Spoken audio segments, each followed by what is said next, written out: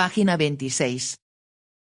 Historia Ilustrada de México, José Fuentes Mares, 1997. Desde los orígenes hasta Ernesto Zedillo. 1.6. Quinta destrucción de las naves. Recibidos como seguidores de Quetzalcóatl, o simplemente como huéspedes distinguidos, la situación de los castellanos en la Ciudad de México Tenochtitlán era incómoda, y sobre todo confusa. Moctezuma se mostraba solícito, y los teules recibían atenciones sin número, visitaban los mercados y adoratorios, comían los extraños manjares aderezados con chilimole, salsa que no obstante sus violencias resultaba tolerable a sus paladares medievales aún, y en general llevaban una vida tranquila. Pero ni Cortés ni sus compañeros eran visitantes, como los de hoy en las ruinas de Uxmal, Cuzco o Machu Picchu. En Tenochtitlán hacían vida de turistas, sin ser turistas sino buscadores de riquezas, gloria y blasones para su nombre y descendencia. Todos entendían que una situación como aquella no podía prolongarse.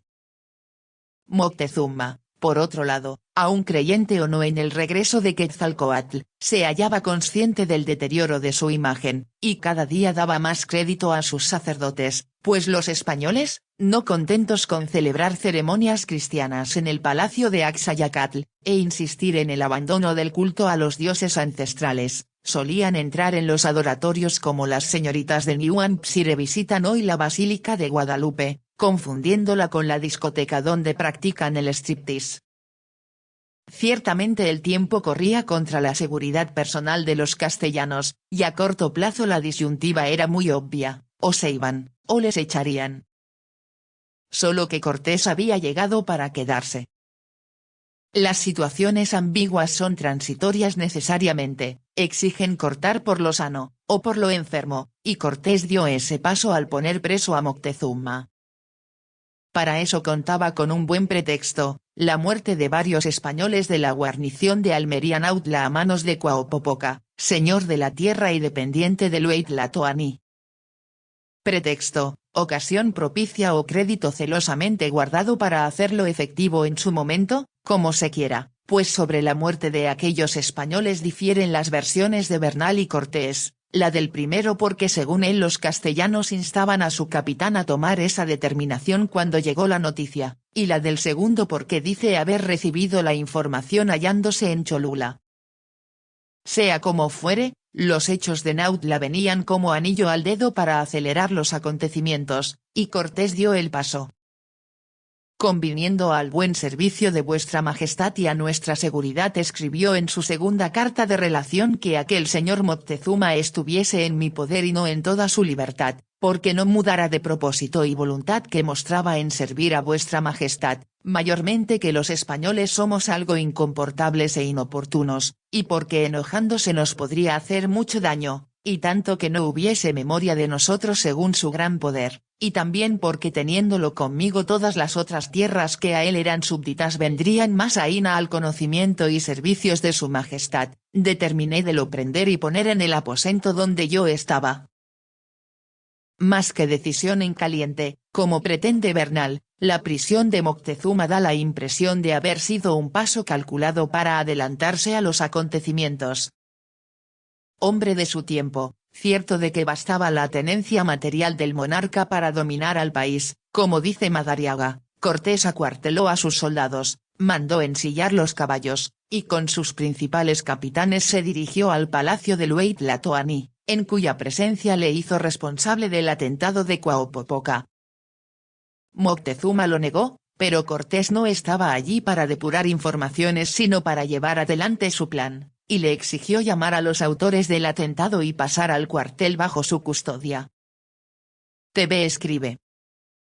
Como todo buen guerrero, se busca un pretexto, el que sea, para iniciar la guerra, siempre con ventaja. Guerra preventiva o abusiva, lo que se necesita es golpear primero y si se puede 2 veces. El autor escribe.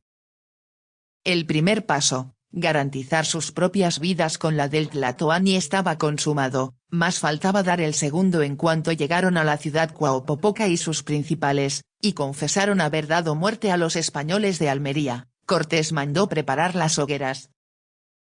Bernal dice que durante el suplicio uno de los ajusticiados confesó haber causado esas muertes por orden de Moctezuma, y eso bastó a Cortés para llevar su osadía al extremo de poner grillos a Tlatoani. Para contar semejante audacia, a Bernal Díaz no le alcanzaban las palabras, y menos para consignar la tragedia del rey azteca, quien ese día perdía su dignidad, mitad divina y humana en parte, del poder total a la condición de un delincuente cualquiera. Infinito el arrojo de quemar a Cuauhpopoca e imponer grillos a Moctezuma en una ciudad cuyos puentes y calzadas podían cortarse fácilmente, entre un pueblo de guerreros y virtualmente cogidos en el cepo. En esas condiciones destruía Cortés sus naves por quinta vez, y festinaba en el ritmo de la sinfonía prehistórica, a punto de sangrar los días y las noches del parto mexicano. Según la red Internet, Hernán Cortés apresó a Moctezuma, el Tlatoani mexica, en noviembre de 1519, poco después de llegar a Tenochtitlán. La captura se produjo bajo el pretexto de investigar y castigar a quienes habían atacado a la guarnición española en Veracruz, y también para tener a Moctezuma como rehén y controlar así al imperio mexica. Contexto: Cortés llegó a Tenochtitlán en noviembre de 1519 y, tras recibir informes sobre un ataque a la guarnición española en Veracruz, decidió actuar. La versión de Cortés es que la captura fue para investigar y castigar a los culpables, pero también para evitar ataques de los mexicas y controlar al imperio.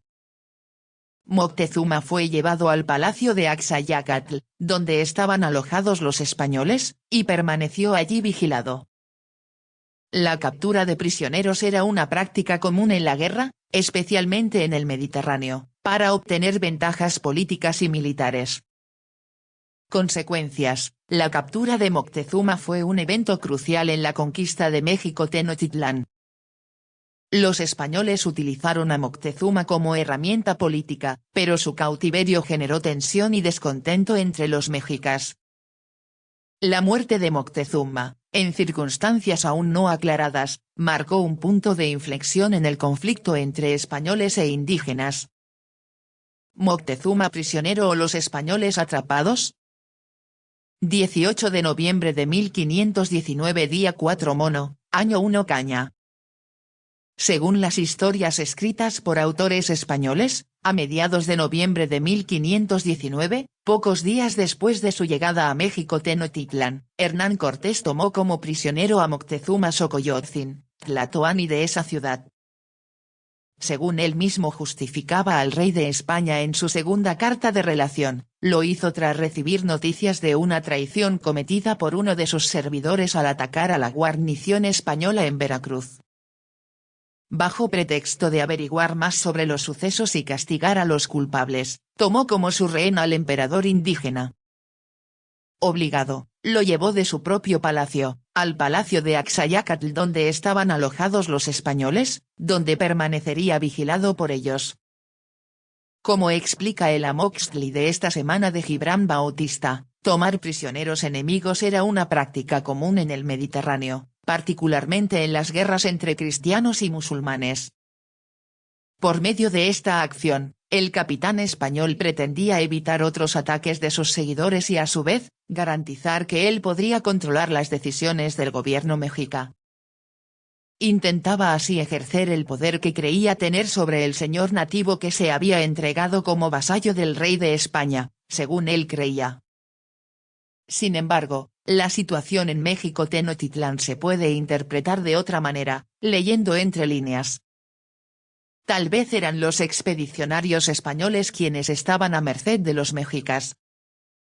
Ellos eran, después de todo, quienes los alimentaban y los mantenían en una vida lujosa y cómoda en el palacio del antiguo Tlatoani Axayacatl. Tal vez así los podían controlar y evitar que ejercieran su desmesurada violencia. Tal vez así los estudiaban para conocer sus debilidades y sus puntos débiles. Tal vez así, esperaban satisfacer sus necesidades y sus demandas incesantes de oro y riquezas con la esperanza de que decidieran partir de vuelta al país desconocido del que provenían. O tal vez, como propone Mateu Restal, Los querían cautivar por siempre, como parte de la colección de seres vivientes que constituía los zoológicos y jardines de los gobernantes mexicas, una colección que pretendía reunir en México Tenochtitlan, el centro del cosmos, a todos los seres vivientes de los 4 rumbos de la Tierra.